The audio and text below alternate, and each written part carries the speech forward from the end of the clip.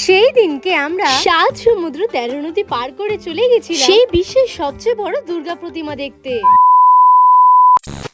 এই তো কিছুদিন আগে আমি সান্দান সেরে রেডি হচ্ছিলাম বেরোবো বলে, তবে ঠিক তখনই শুরু হয় মুষলধারে বৃষ্টি। তবে সেদিন কিন্তু শুধু বৃষ্টি হচ্ছিল না, বৃষ্টির সাথে সাথে সেদিন পড়ছিল শীত। বললেই চলে যে সেদিন আকাশ থেকে পড়ছিল বরফ।